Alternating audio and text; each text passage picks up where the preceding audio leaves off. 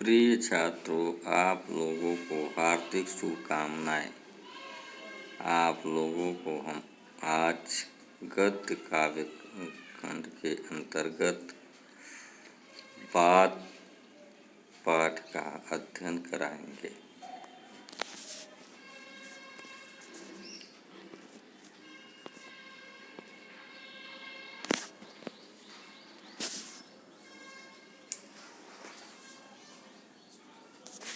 संदर्भ पूर्ववत रहेगा।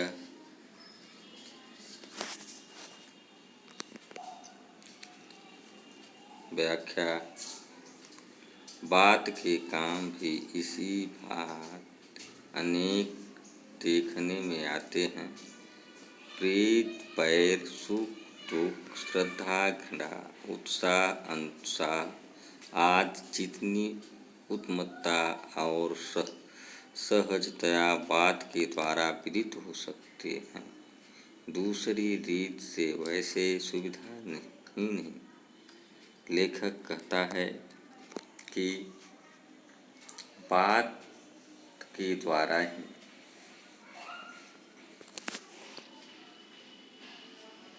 देखा गया है कि प्रीत, पैर, सुख, दुख, श्रद्धा, घृणा, उत्साह, अनुत्साह आज जितनी क्रियाएं होती हैं, ये सब बात के द्वारा ही होता है। दूसरी रीत से वैसी सुविधा नहीं है, मतलब बात के अलावा और कोई ऐसी व्यवस्था नहीं है जिससे प्रेम, पैर, सुख, दुख, श्रद्धा, घृणा, उत्साह, अनुत्साह आज जो क्रियाएं होती हैं, ये सब बात के द्वारा ही होती हैं। घर बैठे लाखों कोश का समाचार मुख और लेखनी से निर्गत बात नहीं बतला सकती है। लेखक के कहने का तात्पर्य है कि आप अगर घर बैठे हैं तो भी समाचार के माध्यम से उसको लिख करके हम डाक के द्वारा दूसरे के यहाँ, मतलब दूर बैठे हुए व्यक्ति को अपनी बात को आसानी से पहुँचा देते हैं।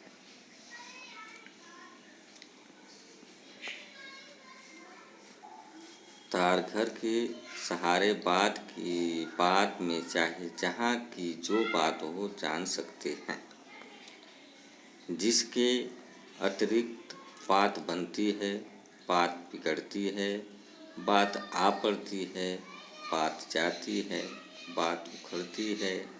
हमारे तुम्हारे भी सभी काम बात ही पर निर्भर करते हैं।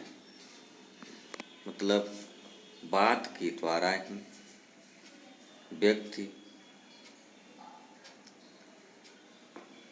किसी से अपना मनमुटाव कर लेता है, तो किसी से बात के द्वारा ही जुड़ जाता है, और बात ये सब जो क्रियाएं होती हैं सब बात पर ही निर्भर करती हैं।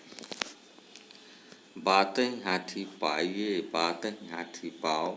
इसका तात्पर्य है कि व्यक्ति बात के ही द्वारा व्यक्ति ऊंची वस्तु प्राप्त कर सकता है, अर्थात हाथी को प्राप्त कर सकता है।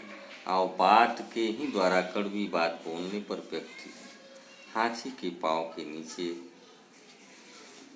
दब सकता है। बात से ही पराये अपने और अपने पराये हो जाते हैं। बात के द्वारा ही लेखक कहता है कि जो दूसरे के होते हैं ऐसी बात बोलते हैं कि वह अपने हो जाते हैं, और अपने जो होते हैं ऐसी कड़वी बात बोल देते हैं कि वो पराये हो जाते हैं।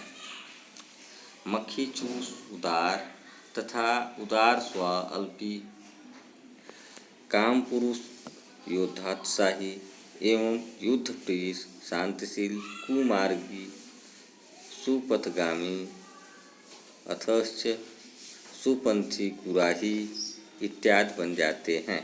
लेखक कहता है कि बात के द्वारा ही मक्खी चूस कंजूस व्यक्ति उदार बन जाता है और बात के ही द्वारा उदार व्यक्ति जो होता है स्व अल्पव्ययी हो जाता है, कम खर्च करने वाला हो जाता है।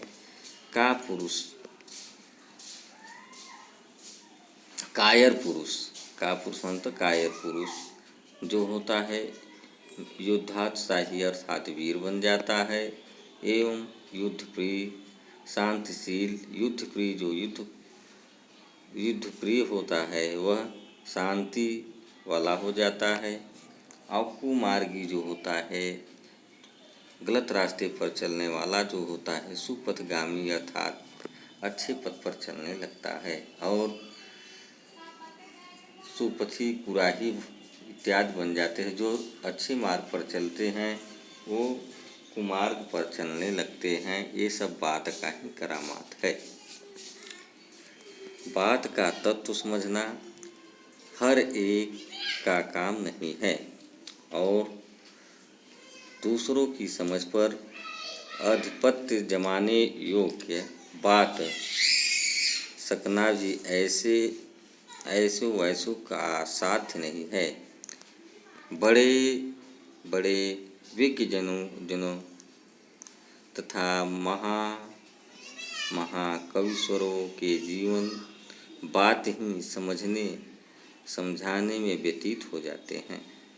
लेखक कहता है कि बात का तत्व समझना प्रत्येक व्यक्ति का काम नहीं है जो बात की मर्म को समझ सके और दूसरों की समझ पर आधिपत्य जमाने योग्य बात सकना भी ऐसे वैसों का साध्य नहीं है।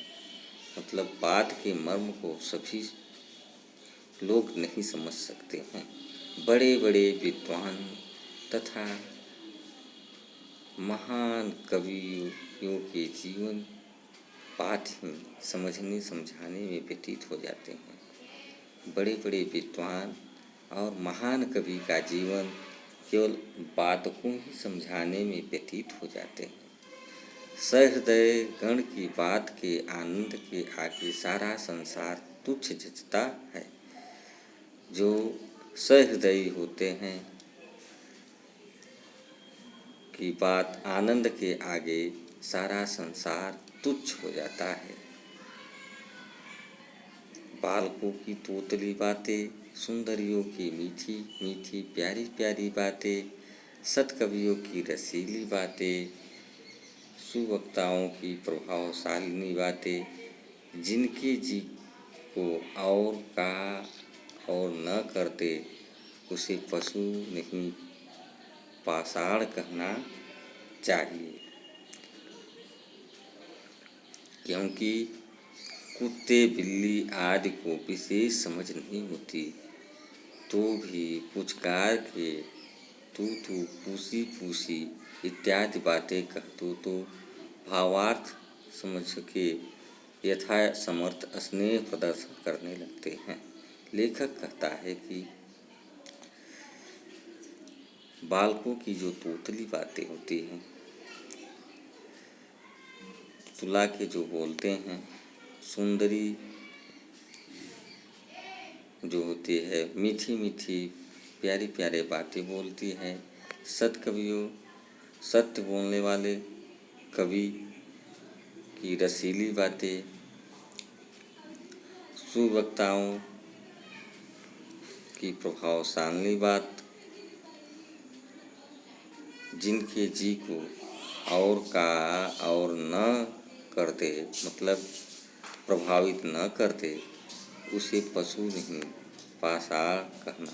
मतलब वो पशु से बदतर हैं, पाषाण के समान हैं जो उनकी बातें न समझ में आए। क्योंकि कुत्ते बिल्ली आदि को विशेष समझ नहीं होती और वह बात को नहीं समझते हैं तो भी उनको पुचकारने से तू तू कहने से और पूसी पूसी आदि बातें कह दो तो आपके वह भावार्थ को समझ के अपना स्नेह प्रदर्शित करने लगते हैं। फिर वह मनुष्य कैसा जिसके चित्त पर दूसरे हृदयवान की बात न असर हो।